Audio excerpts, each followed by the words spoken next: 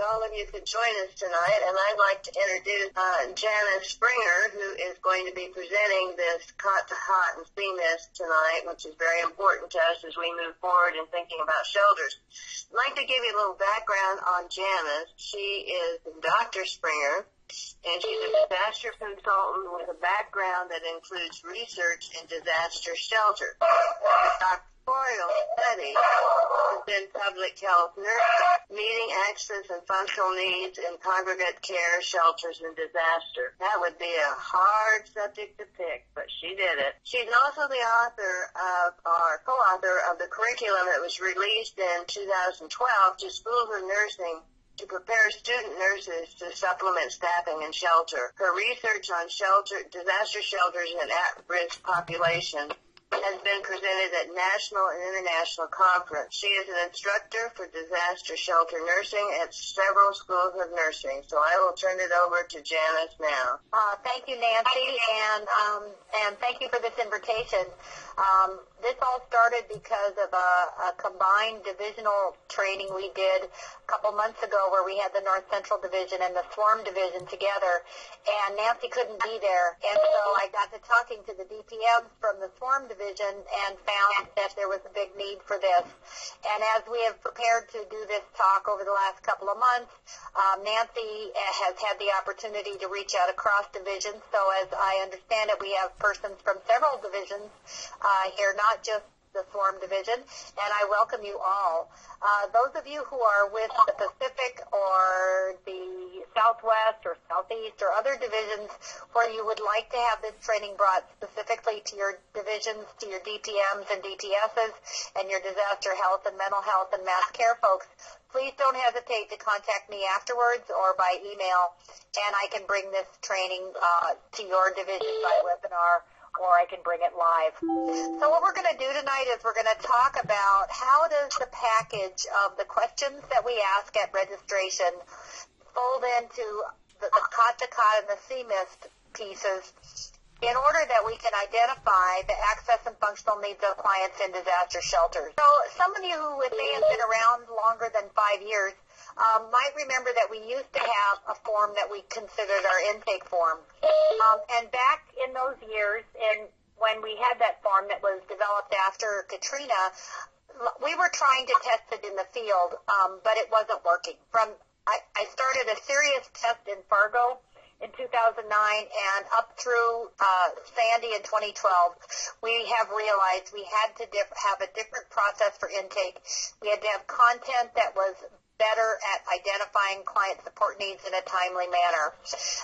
Several of the intake screening tools were tested over several different types of disasters, several different processes, and then we did, as part of a research project, we tested it in several shelters in North Carolina, actually, for those of you who are from North Carolina, and developed what has become the Cot model.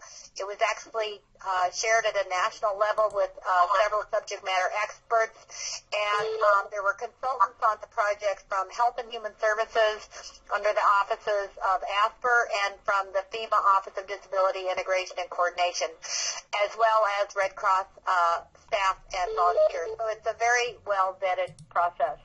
So as we look at identifying our client needs, it's really client-focused. And what we found is when it starts at registration, we have to understand that the registration test can be a very busy place.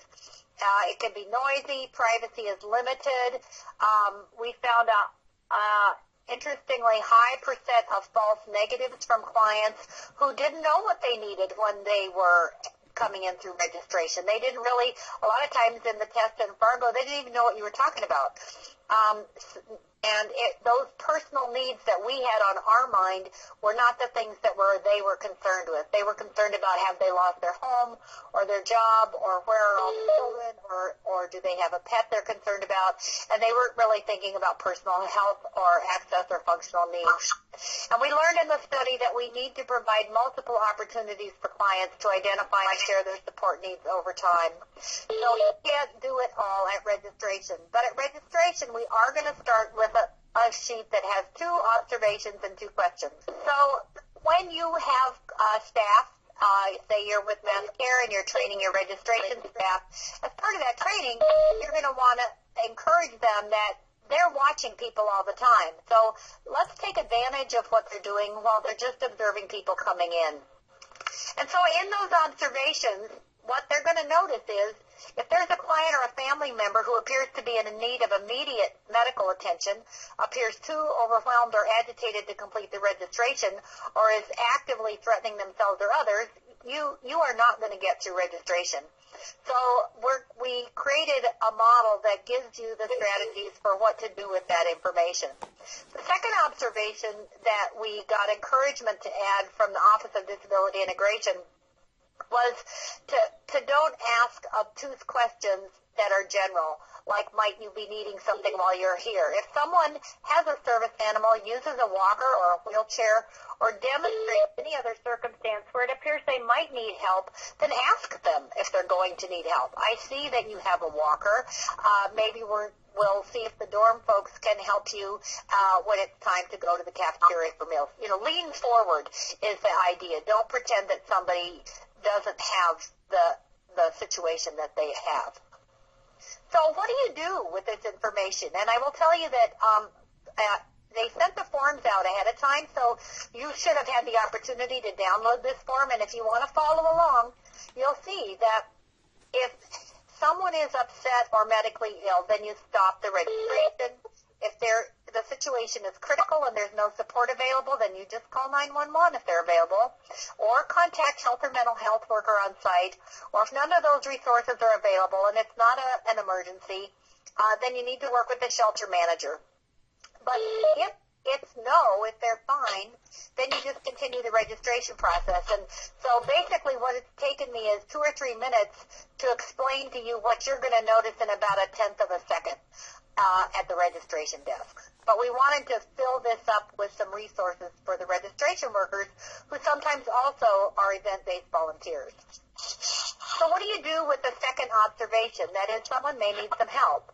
So if a person is using a wheelchair, they may need assistance to find the accessible bathroom or other facility support. There's lots of times when our facilities are actually schools and they are not accessible bathrooms necessarily easy to find. We had a disaster in, I believe it was North Carolina, where we were in a school and the only accessible shower was in the faculty lounge. And somebody's just not going to know that. And that's the kind of thing that we can help people with right away. If a person has a service animal, they're going to need to know where to be in the dorm so that they can easily reach the outdoors for the animal toileting. They may need someone to do what's called wayfinding. So you'll have a shelter worker walk with them around the building so they can begin to learn the layout of the land if they are vision impaired. You might have a person who's going to need a specific type of cot, such as a bariatric cot or a cot that will hold more than 250 pounds. Or they may need a medical cot where they need to sit up at night a little bit in order to breathe. We'll work with the shelter manager to order those items. But in any case, if the shelter worker is concerned in this first section about observations, they should not hesitate to contact health service personnel. So then what's the next part as part of registration? Well, there's going to be just a couple of questions, because what we did notice is that there are some people who do know what they need right away, but that the registration desk is a terrible place to go through questions that might be perceived as intimate questions, and people aren't going to answer them there. So just a general question, is there anything you or a member of your family needs right now to stay healthy while they're in the shelter? Yes and no. Now, what we know from the studies is that there's a high percentage of people who say no, but we also know from research that if people are under stress, they do better if they have concrete situations to work with. So that's why it says if the answer is no, is there anything you need in the next 6 to 8 hours? So this is the clerk at the registration desk just trying to help that person say, it's 2 o'clock in the afternoon. Is there anything you can think you might need before bedtime? And that might trigger their memory of something that they need, that because they're so distracted because of the disaster, emergency, or evacuation that they hadn't thought of that we can help with. The second question is, if you or a family member have a mental health, disability, or other condition about which you are concerned. Because the situation truly is about what are they concerned about, not what's on my checklist, but what is it they're worried about that we might need to know about. They might be most worried because they had to evacuate with their portable wheelchair, and they really need the other one for the safety and security. So that's just a yes/no question. And if you look at this form, if you have the copy in front of you, you'll see, again, we have a triage at the bottom. So that's so that the registration worker has some idea of what to do if they're alone at the desk, and one of these things has a yes answer. So if these questions have a yes answer, the first thing you would really want to do is notify health and mental health services, one or the other, if they're on site. But we know all that sometimes you're doing registration at the shelter and health and mental health haven't gotten there yet. So what's your second option? You might contact the shelter manager for a follow-up. Or you might find that the shelter manager is consumed with getting feeding set up and the dorm set up or whatever, and it's not an emergency, and so you're going to just make a list. So you take a list of the clients who have a yes response and give that list to health services volunteer when they arrive. And the good news is about this is that we actually field tested this in Hurricane Isaac. So we actually had 3 shelters, one where the health and mental health services were on site and needed referrals. The second option was where their health and mental health weren't there yet, so they worked with the shelter manager. And the final one was a shelter where the health services people did not come till the next day. And they were able to go right to the shelter manager and pick up the list and immediately set to addressing those client needs. So it actually worked quite well. So what is the role of your health services worker? Well, in the ideal world, the shelter has not opened, and the health services volunteer can work with the shelter manager one-to-one to talk about the registration, the 2+2 questions and observations, and how they want to work the process. And it really might have a lot of factors that are going to depend on what you're expecting. You know, if you're expecting 12 families, or if you're expecting 500 people, that's a completely different scenario. And so you're going to have to look at the workforce you have and the strategy that you need to build to accommodate the incoming clients. The more realistic scenario is that the shelter has already opened and your health services person, some of you who are on the call, is the first one to arrive. And what we would like you to do is then check with registration first. Is there any priority concern list that they have started? Get to the health services area and get that set up. Pull out your CMIST job guide and begin to make rounds. And we're going to talk about all these things going forward. So I want to talk to you about CMIST. CMIST is actually an acronym that describes a system to help identify access and functional needs of clients in shelters. So when we're talking amongst ourselves with the code words we always use in the Red Cross, CMIST is actually a shorthand word that tells us the tool that we're going to use or the framework that we're going to use to identify access and functional needs. And some of you may know the terminology called ADLs, or activities of daily living. And what we found in the studies is that activities of daily living is inadequate to reach the breadth of what we need to be reaching for to identify access and functional needs in our communities and shelters. So that's why we have chosen CMIST. It's a bigger concept, and some of you who may have some healthcare background would, I think, appreciate that. We did try in a previous model to use a diagnostic format, and diagnoses don't tell you anything about what a client needs in a shelter. They just don't really give you that much information. So it's really not a medical model. Some of you may have heard that we're an RN-led model of healthcare, a public health model in a community setting. And this model, again, CMIST, allows us to practice that RN-led public health model.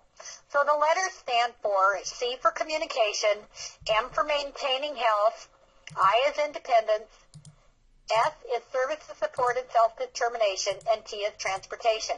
And we're going to spend a little time on each one of these to help you get a feel for it. If you have the downloaded or printed the forms that were sent to you, then you'll want to pick out the one called CMIST Worksheet. This sheet is not a interview tool. Please mark that down in big letters. This is not for somebody to be delegated, sit down and ask all these questions of a client. It is a guide to help us learn to change our language around what are access and functional needs. This form may be suitable for a family, an entire family. You're just looking at the needs of that family and using it as a guide to remember the things that you need to support them with. So that's my first, most emphatic communication about this tool. Please don't pass it out as an interview tool, and it's not to be filled out by clients. But it is to give us some sense of what is the need. So as this is organized, everything on the left column is what are the needs, what might the needs be, and then on the column on the right are what some of the actions might be. But there is no limitation in any of these categories. This is consolidated so that it fits on one page back to back and is portable and gets you started in conversation with your clients. So what might the need be? People might need auxiliary communication services. So what might that action be? What's going to tell you that they need that? It may be that they have are hearing impaired or vision impaired, or language is their first language is not English. So that is your cue that you are going to need to provide your written materials in an alternate format. You might need to make sure that when you're making public announcements with a microphone that you've got some plan for how you're going to make sure the persons who are hearing impaired or deaf are going to get that information. You might need to make sure you have language interpreters or sign language. And the one piece that is missing for me from this section that I think we need to add in the next time we do a revision is we need to think about cognitive ability. So you might find that our communication tools, maybe some of our handouts, are not at a level of literacy or ability to comprehend language of some of our clients if they are challenged or have behavioral health challenges. So that might be yet another way that you need to think about how are you going to communicate with your whole community. The second one there is about auxiliary communication devices, and most of those are going away. We have very few teletypewriters, TTYs, and TDDs, although they still are often in communities. This form on the slides is not as complete as the one that's in your handout, and you'll see in the handout that we have some other language in there about CapTel, texting abilities, etc. But don't forget pen and paper. That might be all you've got in terms of an unplanned evacuation. And then you might actually be replacing some communication equipment. That could be eyeglasses, hearing aids, batteries, or other things that help people with communication. So again, remember, this isn't an interview tool and it's not a complete list. It's just a guide to help you in health services or those of you who are supporting health services with event-based volunteers to know, to have some resources for thinking. So maintaining health is very important. In the original model, if you go back to the original article, it was called medical. But we realized we really cannot use a medical model. What we want to do is make sure people stay healthy while they're in the shelter. So we want to prevent surge at hospitals. We want to prevent complications of illness. We don't want someone's condition that was good at home getting bad in the shelter. So we're going to look at things like special diets, food allergies, medical equipment or supplies, assistance with cares that they might normally have been getting in the home. Take a look at if they have environmental or other high-risk allergies. We want to be sure we have plans for pregnant women, nursing mothers, infant care, and we also want to think about quiet areas, access to temperature-controlled areas, and, of course, always is disaster mental health care. So those are all kinds of potential needs on the left, and there are many, many actions on the right to give you some guidance of reminding you of what consumable medical supplies you might need to order and support that they might need in order to be there. So that's M. I is about independence, and I have worked for a long time with the original author of CMIST. Her name is June Isaacson-Kales, and she says after she wrote this article, this was out in 2007, as this has evolved and become integrated into federal policy, she's wishing she had called independence the overarching theme, because really everything we're doing here is to help people maintain their independence. And so in independence, what are you looking at is equipment needs, durable medical equipment and for supportive mobility. But that can still include quite a few things. It might involve making sure you have a power source for battery-powered assistive devices, bariatric cots or beds, service animal accommodations, and we actually included infants so that they're just on your awareness of their vulnerability around being independent. The next one is called Services, Support, and Self-Determination. And in general, this is about assistive services. So how do we help people maintain their independence, providing services or support? And all the time through this whole document, remembering that people have a right to self-determination. And I especially like to point this out to those of you who are working with our partners, because you need to be aware that there are partners who have an idea that they will create a place called a staging area. And in that staging area, they are going to determine who goes to what shelter. And they need to be educated that people have a right to decide where they're going to go. They cannot just be told where they're going to go.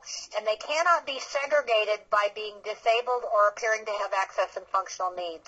That really has to be a one-on-one conversation with every person about what are the resources, where are the locations where the resources can be met, and support to live the independent life that they left from their home. So I just want to make that clear. So what are your actions when you find that a child or an adult may need some assistive services? Well, ideally, we're going to look to the family member and the friends that came with them as caregivers. You also may find that there are qualified shelter volunteers who sometimes they are also residents in the shelter, sometimes they are volunteer workers who are quite capable of helping folks with, cutting up their meat, or getting the person who has a walker and needs to carry a tray from the cafeteria to a table. Somebody can carry the tray, getting their clothing hooked because they can't get it.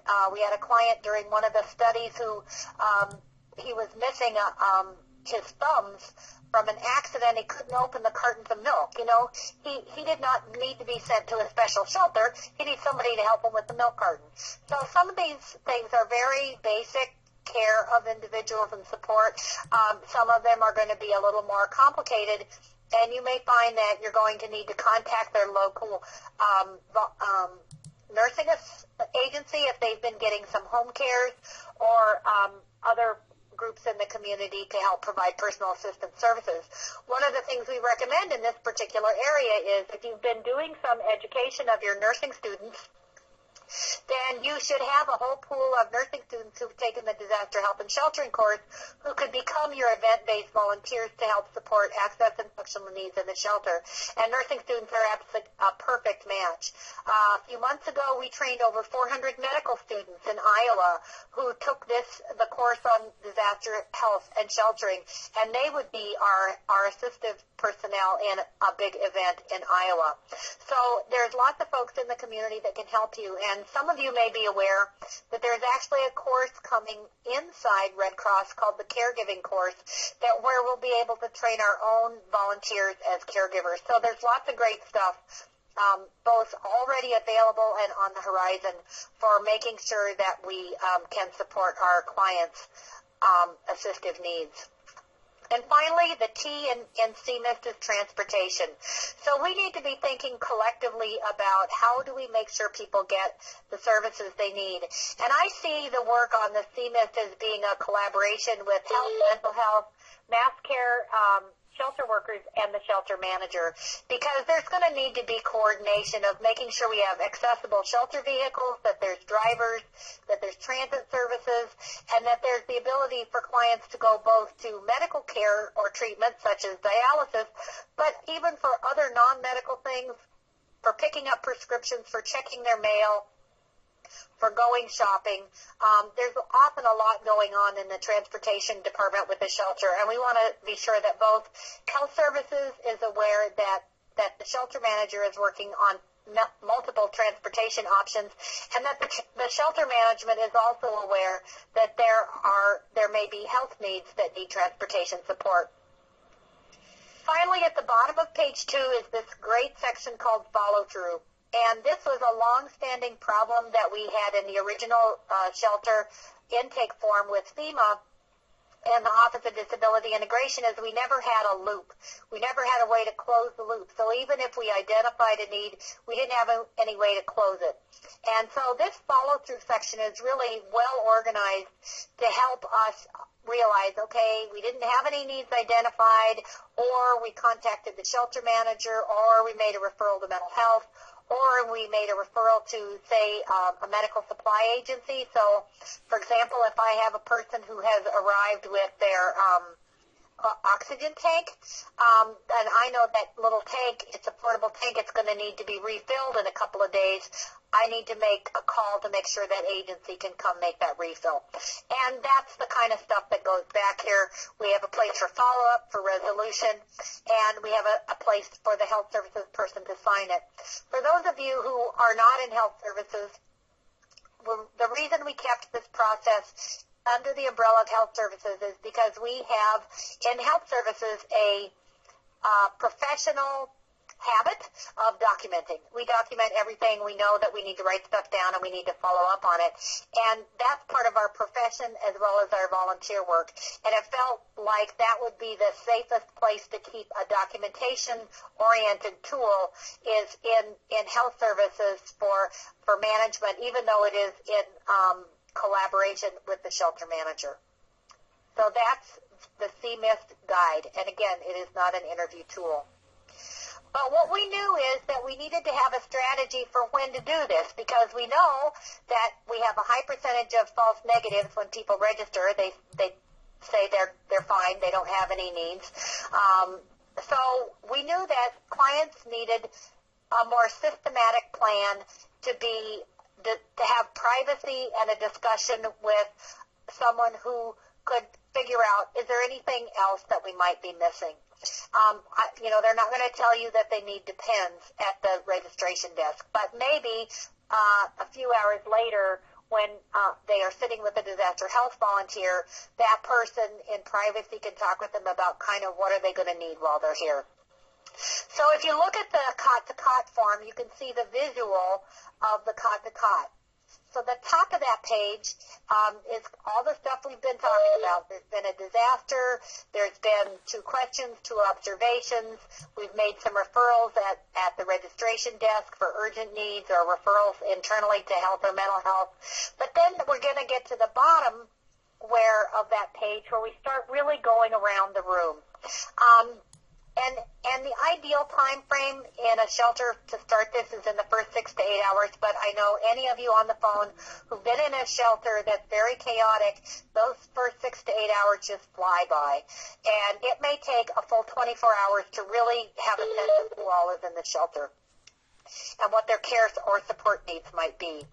I encourage you to think about in a shelter with a large population to consider assigning neighborhoods or sections, because that really gives you right away some language for helping your event-based volunteers and for finding your clients. So, for instance, if I have 500 people in a shelter, I'm going to really appreciate if that group is organized by either the name of the gym they're in or sections 1 through 10, so that I can know when I'm doing a CMIST that this client and that family is in section 10, and if I need to have an event-based volunteer or a nursing student go be with that family tomorrow, I know that they live in section 10, and it's much easier to find them because, again, if you've been in a shelter, you'll know that can be a kind of chaotic environment. And just the last bullet there is to know that when we have an illness or an injury or we're following a client for a health need, we are documenting on the client health record, which is a confidential form.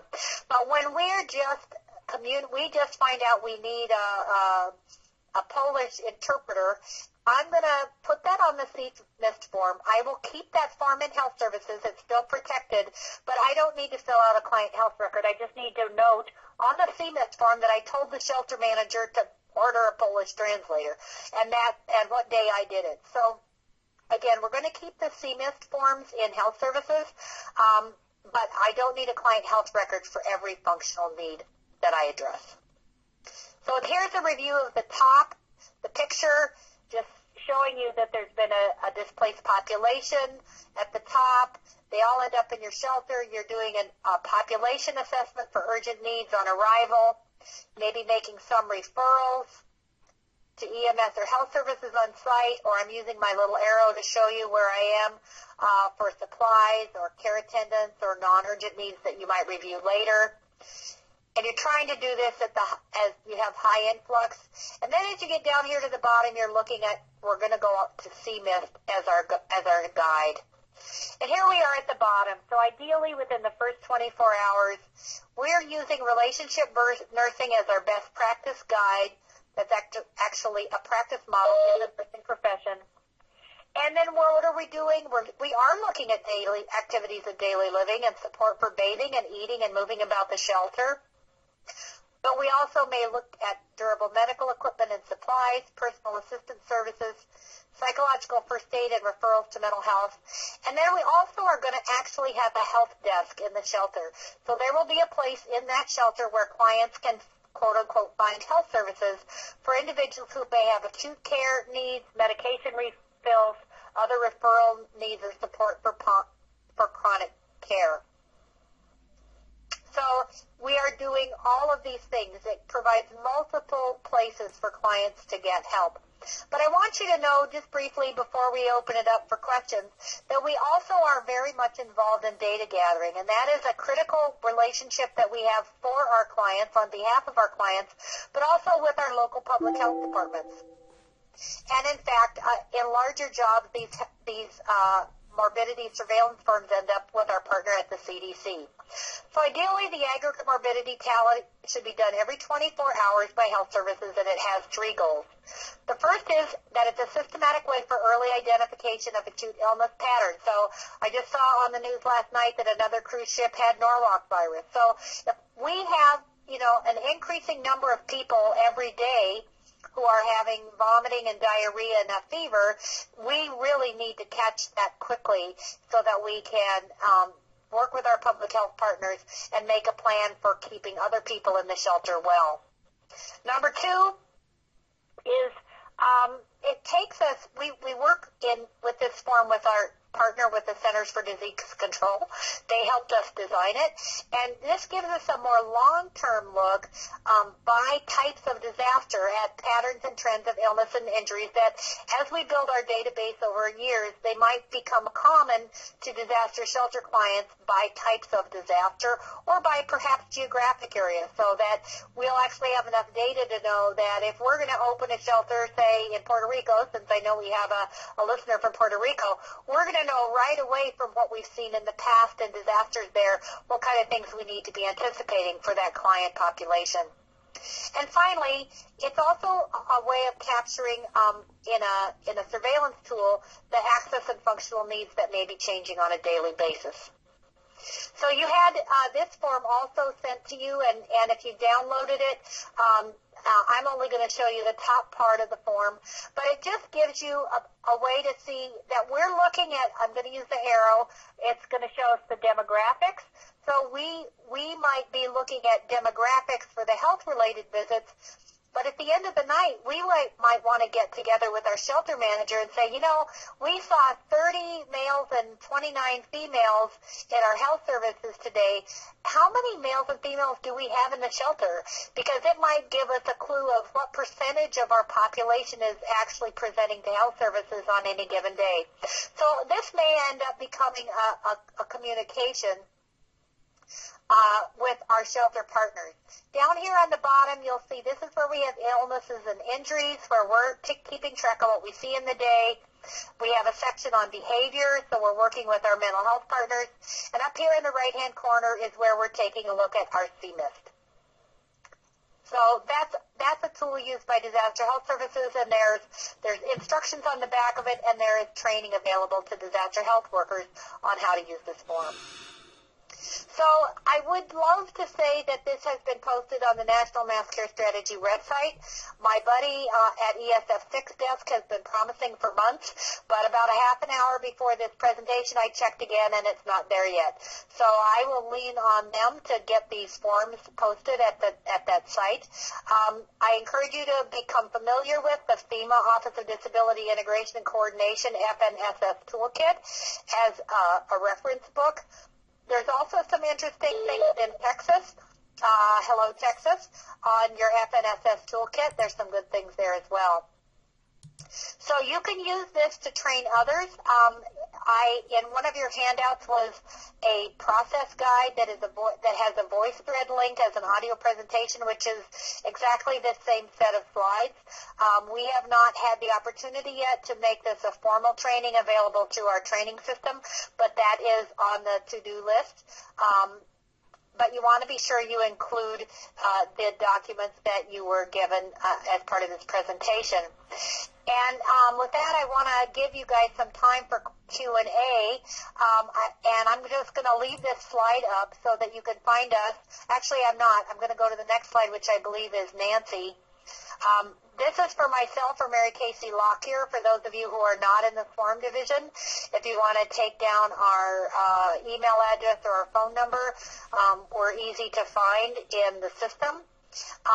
But for those of you in the SWaRM division, this is your disaster health lead, Nancy Meidinger, and this is her contact information, her phone, and her email. So with that, if you... we don't have a way to call people by name, but if you would like to unmute your phone, we will open the line for questions and answers. Yes, go ahead.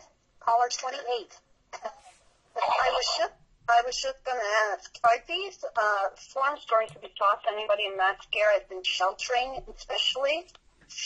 I have been encouraging this training was done at a national conference or a national webinar to the mass care folks about a year ago. But what I really encourage, and that's why we really wanted to invite the DPMs on, is that this kind of training is ideal at the chapter level so that you can sit down with your local mass care team, your disaster health, your mental health, and go through these together and really have a, kind of roll up your shirt sleeves talk about, okay, so if we open this shelter at Bethlehem Lutheran, what do you think we should do? It can be used with your partners. So if you are helping a public health department, they want to be prepared to open the shelter until all the Red Cross resources can get there. Then you can talk with that group, your public health folks who are going to be opening the shelter, and the public health nursing folks or the MRC folks who are going to be working in that setting. So I really encourage it to be local at all possible. However, that said, if you would like me to do a division-led mass care-specific call, I'm happy to do it. But I do think there's some great advantages when mass care, health, and mental health are all at the same table. Yeah, I think that's a really good idea because you know what happens when we open a shelter. It's just kind of the blind leading the blind. And it would be nice if we were all on the same page about these forms. Yes, ma'am. And the system to get people in so that we know reserving. Yeah. But thank you very much. It was really good. You're welcome. I hope this was helpful. And Janice, this is Nancy. On the CMIST form, after we've gone through and filled it out, do we just, if there is a 2077, do we keep it with the 2077 or do we keep it separate? Still confidential. I recommend keeping them together. It's just practical. Keep them together. Okay. We're going to keep them anyway. So if you ended up generating a 2077 or a client health record, I would just keep them together. The thing that I am concerned about is some people have been taking the 2+2 away from registration, and that system is really designed to be kept together. And that 2+2 form is not a protected health form. We're not supposed to be documenting anything on there but yes and no. And that can be kept with the registration. It was designed to be photocopied onto the back of the registration form. And so I really encourage those to be kept together. But I will tell you that there's a shelter prototype project unfolding, and that all may change. But as of today, that was how it was designed. Are there other questions? This is Sonia from Puerto Rico. I would like to know if these forms are available in Spanish also. Yes. Well, I will say that the intake 2+2 form was in Spanish. Maybe you and I can work offline to send you the Spanish version. And we did ask the folks at National Headquarters to make the CMIST available for if we had Spanish-speaking or Spanish as a first language volunteers, because, again, it's not for the client, it's for the volunteers. And I don't know if that has been completed. But absolutely, the 2+2 is available in Spanish to go with the Spanish language registration form. Is there another question? Yes, I have a question. Go ahead. Just to clarify, if this CMIST form has writing on it, it is then considered a confidential piece of paper. Is that correct? It will be kept with client health services or disaster health services with their records that are kept locked. Yes. Thank you. Any other questions? Right. If we use a CMIST form with a family one day and we do order up a Polish interpreter, are we going to use the same paper the next day talking to the family, or is it a one paper per problem? Oh, I think you could use it many different, you might find out on arrival day that they need an interpreter, and our experience in the field test was sometimes it was 2 or 3 days before people remembered that they also forgot to bring their blood pressure medicine or something like that. And so that, when you're doing the cot to cot, when your health service person is doing their rounds on the evening shift, they might find that this family that they had a need on Tuesday, now it's Friday and they realize that they've forgotten something, and you're going to just use that as a reminder to make sure you get that item ordered or the med refilled or whatever. It's really just a guide to help you with language and to help you remember the breadth of the kind of things you're thinking about in supporting our clients for access and functional needs. It's just, that's all it is. And so, you might use it again, or you might be, I'm envisioning that each shelter disaster health services group is going to kind of organize this around the circumstances that they find themselves in, because each shelter situation and disaster is unique enough that you might be making modifications to your processing every single time. So I wanted it to be flexible, but just as long as it's kept under health services, then you'll find you're using it the way that you need to use it. There's no rule about it except that it's not an interview tool. Are these forms available on the exchange yet? Yes, they are. The trick is finding them.